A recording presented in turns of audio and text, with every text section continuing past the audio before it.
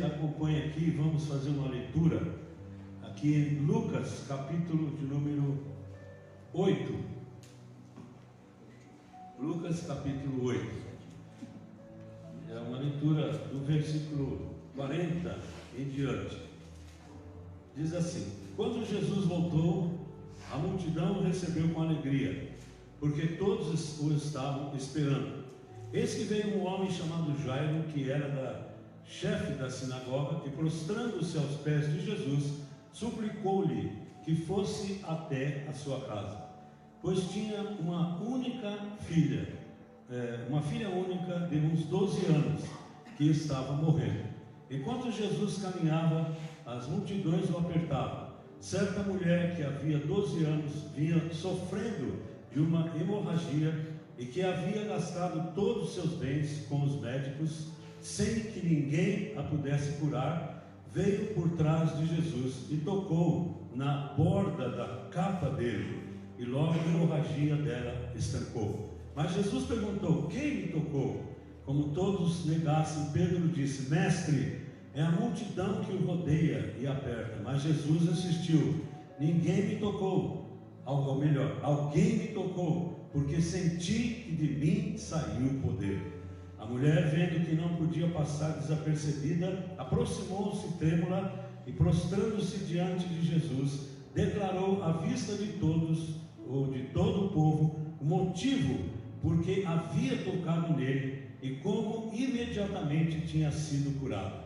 Então Jesus lhe disse: filha, você foi salva, porque teve fé, vá em paz. Enquanto Jesus ainda falava, veio uma pessoa da casa do chefe da sinagoga, dizendo: a sua filha já morreu, não incomode mais o mestre. Mas Jesus, ouvindo isto, lhe disse: não tenha medo, apenas creia e ela será salva.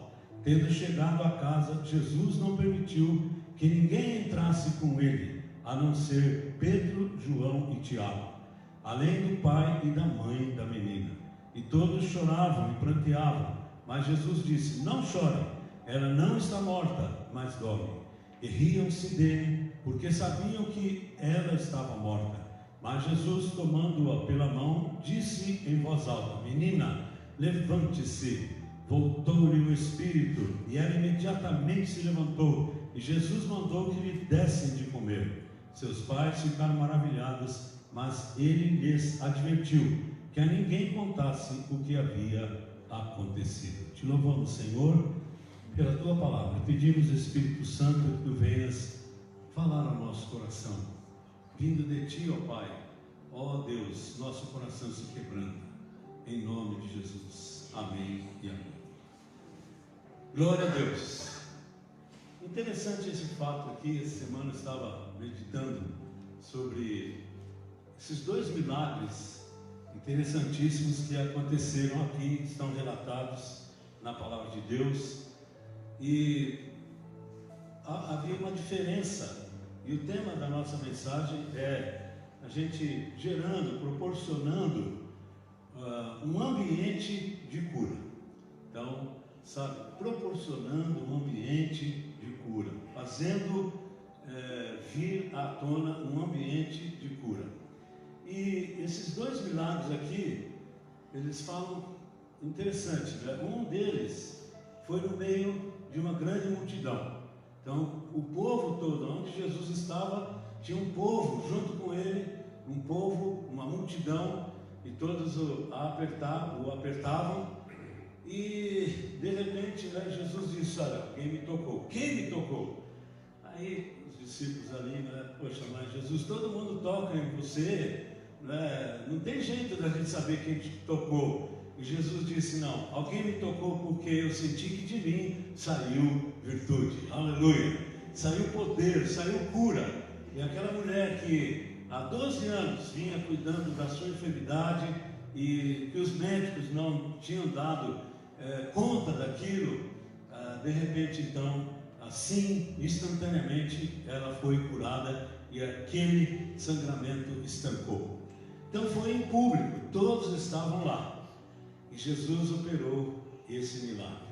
Agora, quando Jesus estava caminhando, isso aí foi na caminhada entre onde Jesus estava e a casa onde Jesus deveria chegar, porque o chefe, um dos príncipes da sinagoga, Jairo, estava ali então clamando para que Jesus fosse até a casa dele, porque a sua filha, que também estava com 12 anos, né, ela estava a morrer, estava muito ruim.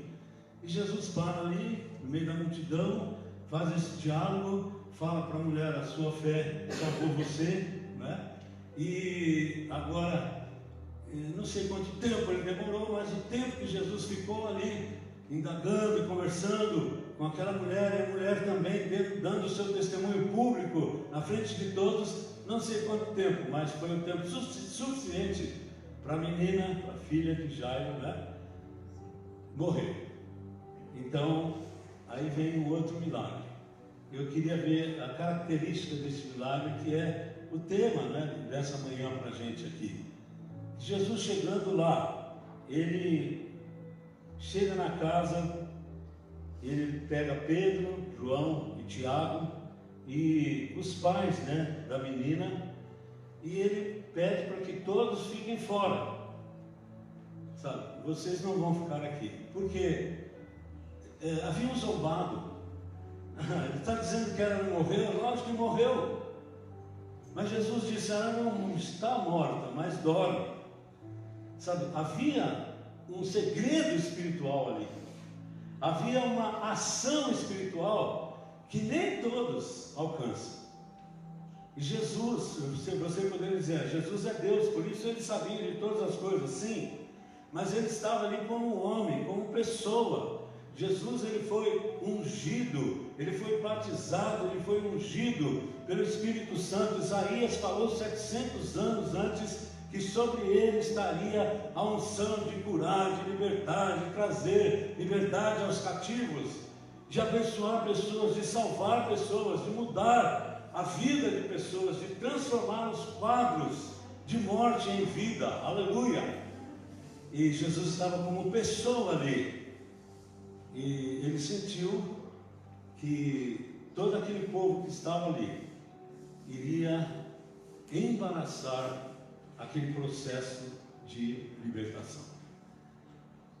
Para nós criarmos um ambiente, né, de cura, nós precisamos tirar toda a desconfiança de Jesus, sobre Jesus.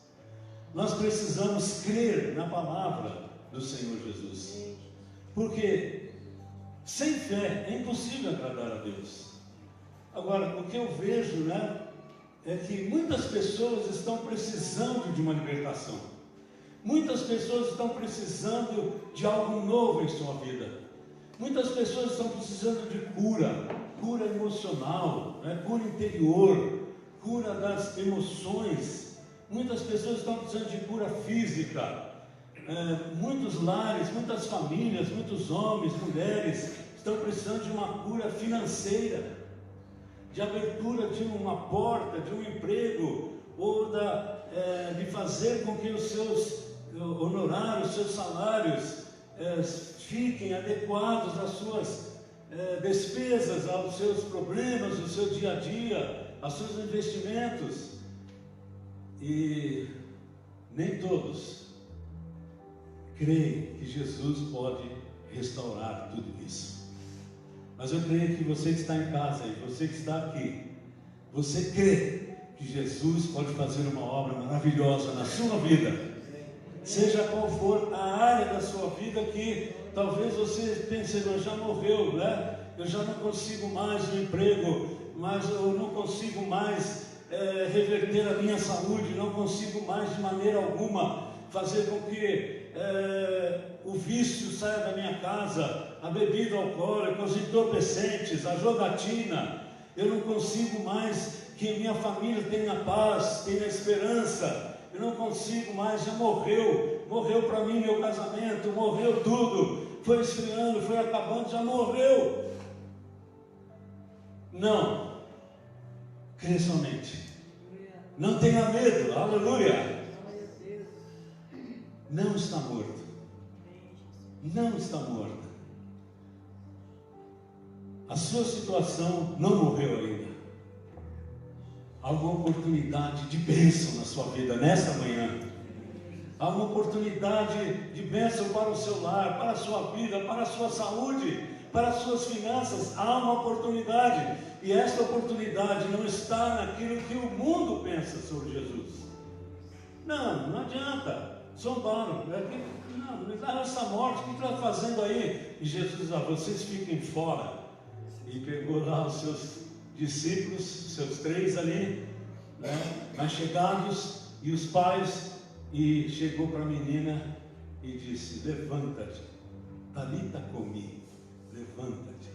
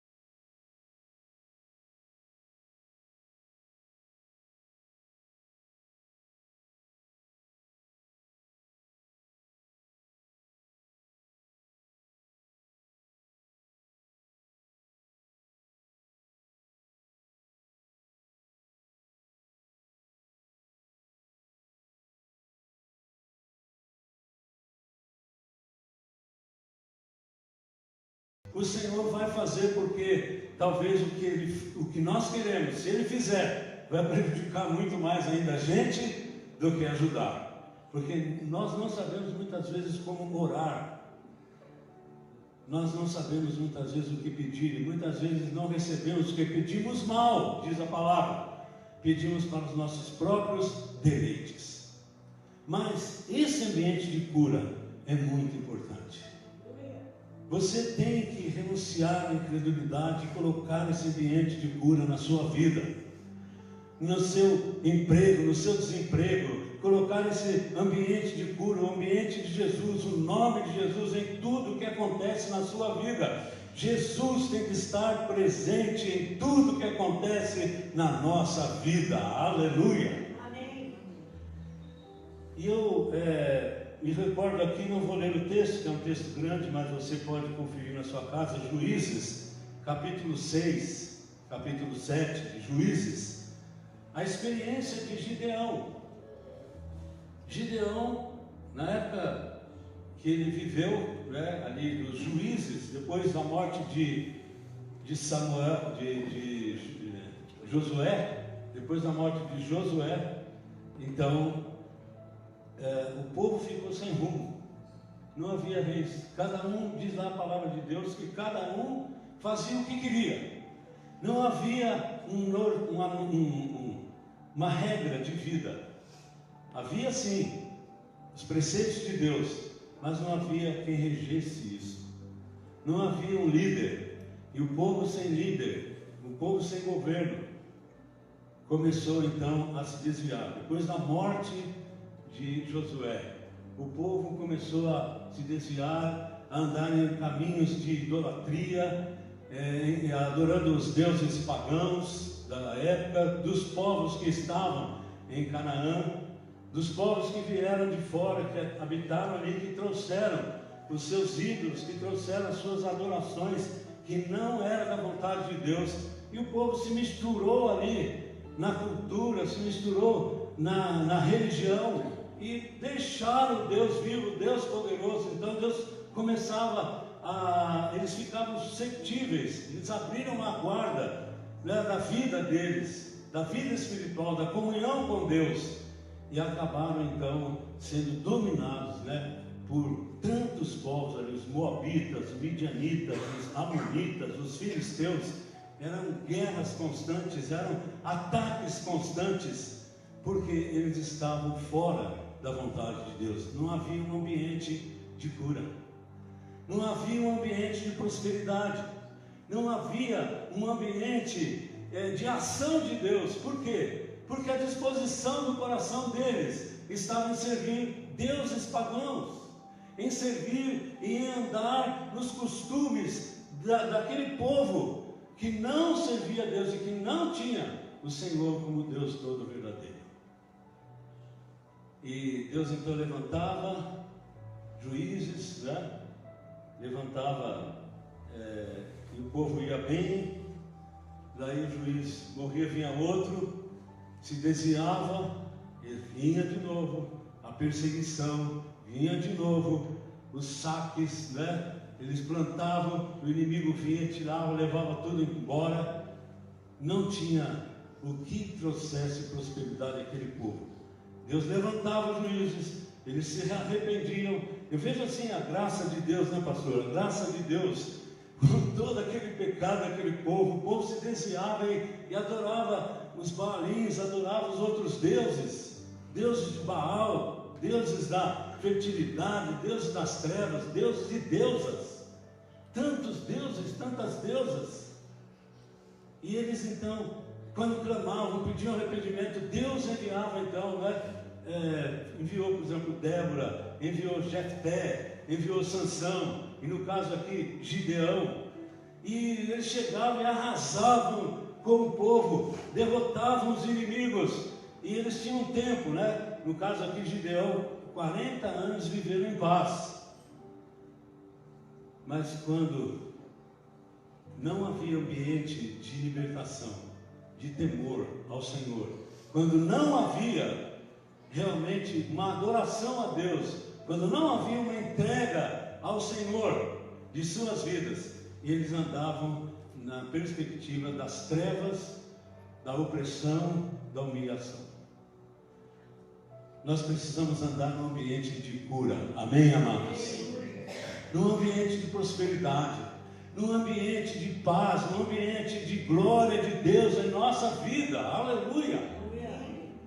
É isso que, para isso Deus enviou Jesus, porque Deus amou o mundo de tal maneira que deu o seu Filho unigênito, para que todo aquele que nele crê, não fazer como aquele povo que estava na casa de Jairo, que não estava crendo, que não trazia um ambiente de bênção. Todo aquele que nele crê não pereça, mas tenha a vida, e a vida eterna, aleluia. Sabe, perecer. O povo aqui em Juízes capítulo 6, depois você vai ler na sua casa, ou aí você que está em casa, estava perecendo. Tudo que eles plantavam, vinha lá os midianitas, os moabitas, etc., né? E tiravam. Eles não tinham mais o que fazer. Aí Deus, né, manda um profeta falar com o pai de Gideão. Gideão estava malhando lá o seu trigo, colhendo o seu trigo e escondendo, retendo. Aí depois o profeta vem e fala que Gideão iria libertar o povo. Depois vem o anjo do Senhor, que é uma teofania, né, que era o próprio Deus ali aparecendo, como foi no batismo de Jesus. A gente vê lá a voz de Deus, esse é meu filho amado, vê a característica do Espírito Santo como uma pomba, né, e o próprio Senhor Jesus ali como pessoa. Então Deus se revela de várias maneiras, progredindo a sua revelação até chegar em Jesus Cristo. Jesus não foi apenas uma revelação visível. Jesus, o próprio Deus que se fez carne, aleluia, né? Mas no Antigo Testamento havia a aparição de anjos em forma de homens. Jacó, por exemplo, lutou com um anjo, lutou com uma pessoa, né? Então era visível e tangível a presença de Deus, né? Moisés, ele viu na sarça ardente o anjo, Deus falou com ele ali.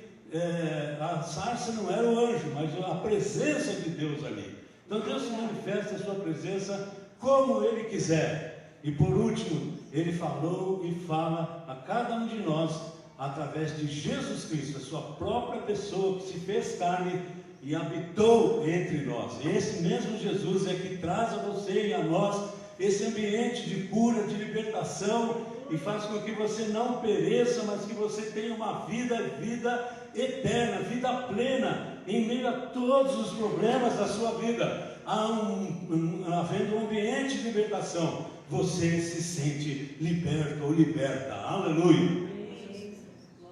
Então, o anjo chamou aí Gideão, mas quem sou eu? Da família mais pobre.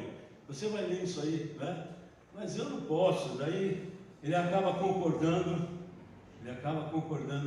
com o Senhor, né? E ele vai e reúne lá uma série de pessoas, uma multidão, mas no final, com 300 homens, ele vence o inimigo. Então alguém se levantou e trouxe um ambiente de cura. Sabe o que Gideão fez quando o Senhor falou com ele? Primeiro ele restaurou o altar de Deus, estava caído. Era altar, era adoração a pagãos, a ídolos pagãos. Ele restaurou o altar. Sabe, ele clamou, pois o povo restaurou, começaram a buscar a presença de Deus. O altar pode ser do seu coração. Restaure o seu coração e traga para dentro agora da sua casa, do seu coração, da sua família, da igreja. Vamos trazer para nós o altar do Senhor, o altar de Jesus, o altar da bênção do Senhor. E para isso é necessário a gente jogar fora os deuses. Josué fez isso, ou melhor, Gideão foi lá, queimou todos os altares, se revoltaram contra ele, né? Sabe, nós temos que queimar na nossa vida, renunciar tudo aquilo que não vem de Deus, tudo aquilo que não é adoração a Deus e tudo aquilo que não faz parte de Deus. Na nossa vida, Gideão foi corajoso, foi lá na casa do seu próprio pai, destruiu todos os deuses, queimou tudo aquilo, arrasou com tudo, levantou um altar. É isso que Deus quer, um ambiente de cura, um ambiente de bênção, um ambiente de restauração, um ambiente de milagre. Exige algo de nós, exige que a gente se arrependa e que a gente tome uma posição de servir ao Deus todo verdadeiro, que se manifestou através de Jesus e que se revela a nós pelo Espírito Santo. Aleluia! Quando isso acontece, pode vir o que vier, o inimigo será derrotado. É maior aquele que está em vocês do que aquele que opera neste mundo. Aleluia! Tudo é possível ao que crê. Aleluia! Mas é necessário uma conversão. Voltar. Conversão, né? Significa convergir, voltar. O povo ia na idolatria e nos costumes mundanos dos medianitas, dos filisteus, dos amonitas, etc. E agora se voltaram para Deus. É certo que depois você vai lá encontrar, talvez no capítulo 8, né, Gideão, ele faz lá um peitoral de ouro e coloca lá em Ofra, na cidade, e o povo começou a adorar aquilo, voltou novamente, ao invés de adorar o Deus Todo-Poderoso, começou a adorar aquele peitoral de ouro, um ídolo, fizeram daquilo um ídolo. É um perigo muito grande quando você deixa de adorar e de crer que o seu Deus, quando você faz um ambiente de cura, você não precisa idolatrar a igreja, nem o missionário, nem o pastor. Você tem acesso direto ao Senhor, porque o véu foi rasgado de alto a baixo, e você pode entrar na presença do Senhor, onde há um ambiente de cura. O pastor pode te ajudar, a igreja pode te ajudar, o missionário pode te ajudar, mas quem pode resolver somente é o Senhor. Aleluia! Então, levanta esse altar na sua vida. Sabe, reconstrói esse altar na sua vida, ou constrói a partir de hoje. Você que está em casa ou aqui, constrói hoje, arrebenta com tudo, renuncia a tudo que não é de Deus em sua vida, constrói esse altar, e você vai ver que nesse ambiente de cura e de libertação, a sua vida vai mudar. Aleluia! Sabe, nem todos os problemas e todas as orações que a gente faz, a gente vê uma solução imediata, como foi o caso daquela mulher, como foi o caso desta menina que nós lemos aqui. Mas eu posso dizer a vocês, com mais de 50 anos de fé, que nunca o Senhor me desamparou. Aleluia! E você pode dizer isso também. Mas eu fico às vezes assim pensando, irmãos, eu fico pensando na minha própria vida. Será que eu estou criando esse ambiente de fé? Eu me lembrei quando eu era moço ainda, e eu estava no seminário, tinha uma família que dava assistência ao seminário ali, em Arapongas, cidade de Arapongas. Eles construíram uma casa de madeira bonita, e eles construíram uma sala da casa. Tinha ali uma poltrona ou um banquinho, alguma coisa, não me lembro bem. Era a sala da oração. Nós seminaristas, a gente não via a hora de chegar ali naquela casa e entrar naquela sala. Quando você entrava, você já sentia assim a bênção, o poder, o ambiente de cura, de libertação. E a gente ia cheio de problemas, de dificuldades, muitas vezes ia lá e chorava, fechava a porta ali, você chorava, você clamava, você ia na presença de Deus, a gente ia na presença de Deus. Aquela casa foi lembrada há muito tempo, nem sei se existe lá aquela casa ainda. Como que está o ambiente de cura na sua casa? Né? Tem um lugar reservado para tudo. Tem um lugar reservado para o computador, lugar reservado para a televisão, tem um lugar reservado para a sala de estar, para a sala de jantar, né? Para quem tem, né? E é uma bênção. Mas tem um lugar em que você cria um ambiente de cura. Pastor, não tem, não dá. Então eu vou ter que tirar minha cama, minha casa é pequena, né? Você poderia dizer isso. Mas não importa se você não tem lugar físico na casa, mas a sua casa toda pode se transformar em um ambiente de cura e de libertação, aonde Deus habita, aonde o Espírito de Deus vai habitar. Então começa com você, você é a casa de Deus. Deus está interessado não em quatro paredes, não em casas no sentido físico, mas em você. Deus quer habitar em você, o Espírito Santo quer habitar em sua vida. Se nós cremos em Cristo, o Espírito de Deus habita em nós, e nós temos que cultivar esse Espírito em nós, a presença do Espírito, que muitas vezes não vem pelos meios de comunicação, por todo aquele tempo que a gente se envolve, né, com tantas coisas deste mundo. E hoje há um mundo em que não há tempo para nada. Eu peguei um Uber ali, não estava bem para dirigir, fui até o médico, e daí, conversando com o motorista ali, ele falava assim: médico, você está vindo do médico e tal, você faz exercício físico? Eu falei: faço, esses dias não tenho feito, não tenho andado e tal, não tempo, mas preciso retornar. Ele disse assim: olha, eu preciso, o médico me mandou que eu fizesse um exercício físico, mas eu não tenho tempo, eu chego em casa moído, eu encosto esse táxi aqui, ó, tomo um banho, janto e buf, eu morro, estou moído. E assim a vida é sua, muitas vezes, a nossa vida muitas vezes é assim.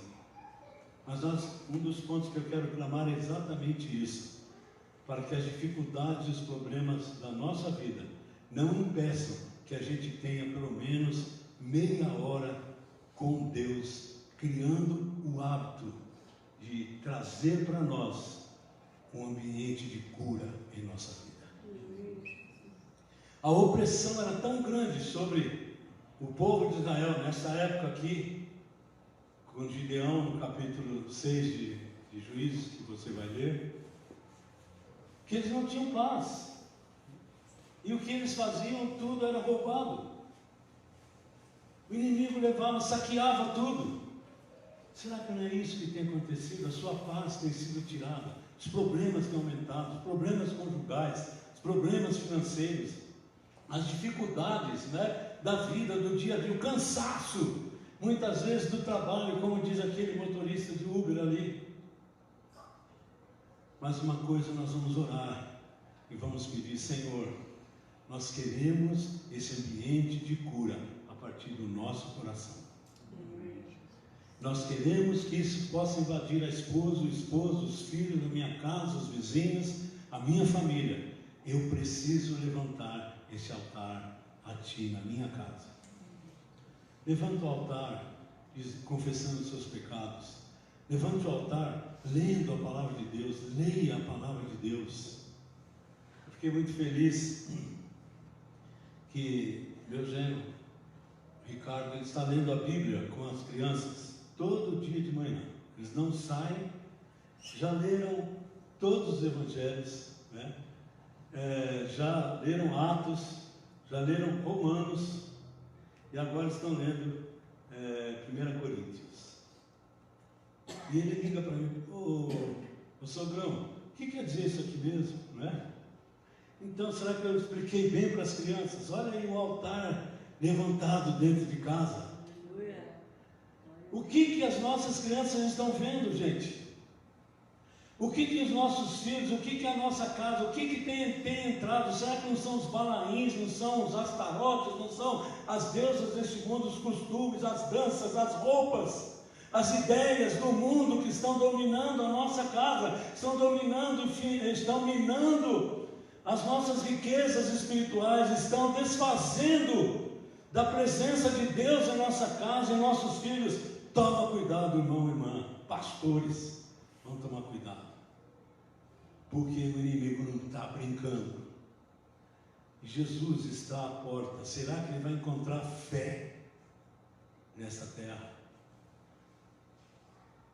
Por que será que nós fomos muito mais apegados a Deus do que os nossos filhos? E que diria então dos nossos netos? Talvez tenha faltado um ambiente de cura. Talvez não, porque é a decisão de cada um, né? Mas eu quero que eu e você possamos refletir. E sabe quem Deus pegou? Pegou um homem. Parece que na igreja as pessoas mais fervorosas são as mulheres. Você pode reparar isso. E muitos pais estão deixando a educação dos filhos para as mulheres. Estão deixando a educação espiritual também. Não, sua mãe é crente. Eu vou de vez em quando. Ah, sua mãe é crente. Segue ela lá, não é? Homem, quero falar com você, homem, que está aqui. Deus colocou essa mensagem para você nessa semana e para mim. Você tem que se levantar e levantar o altar de Deus na sua casa, a palavra de Deus, a oração. Você tem que dirigir os seus filhos à vontade de Deus. Não é impor, mas é se você estiver com o Senhor, como Gideão se entregou ao Senhor, não importa as dificuldades, era muita gente, se resumiu em 300 pessoas e venceram o exército inimigo. Se você colocar no seu coração de ser o cabeça da sua casa, espiritualmente falando, a sua família vai ser abençoada. Amém? Não estou tirando o mérito das mulheres, não, mas nós somos homens acomodados, deixando tudo para a mulher.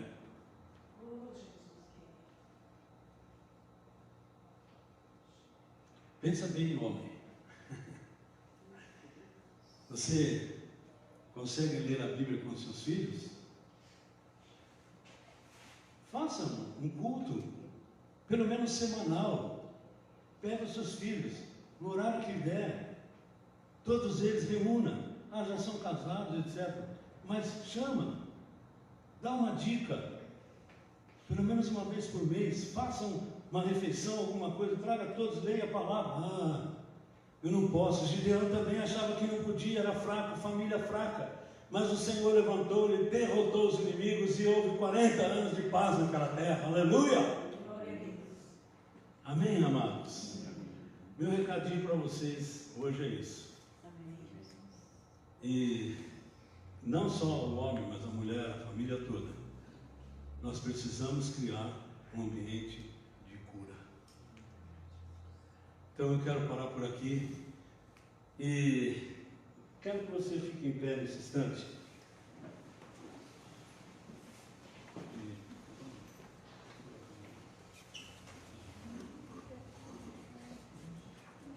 Nós vamos orar depois.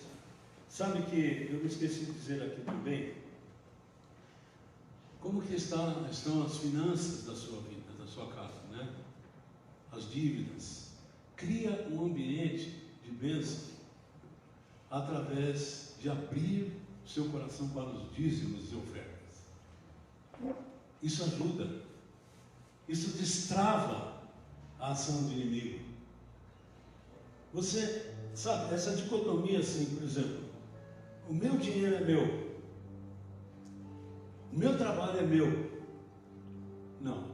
Quando você cria um ambiente de fé, um ambiente de cura para toda a sua vida, inclua a sua vida financeira, inclua os seus bens, nada mais é seu. Não vou pedir carro de ninguém, não vou pedir dinheiro de ninguém aqui, fiquem tranquilos. Eu só quero trazer o princípio, um ambiente de cura nas suas finanças. Depende também de você levantar o altar do dízimo. Não vou dizer que todos os problemas financeiros seus são porque você não é dizimista. Não, tem desorganização, tem gastar compulsoriamente, não é? Sem pensar em gastar no cartão de crédito. Vou pagar depois do que eu não consigo pagar.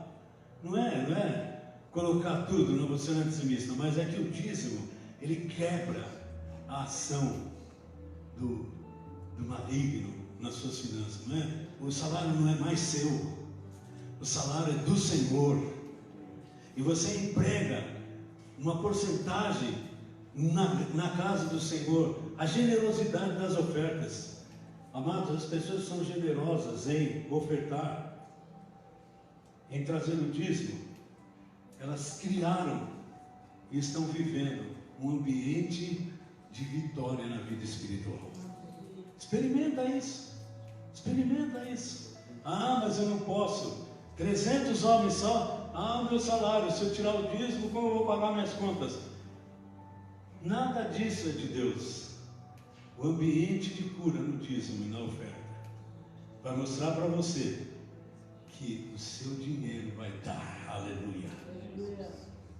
Tá? Só um lembrete que eu me esqueci, porque essa semana o Senhor falou comigo sobre isso.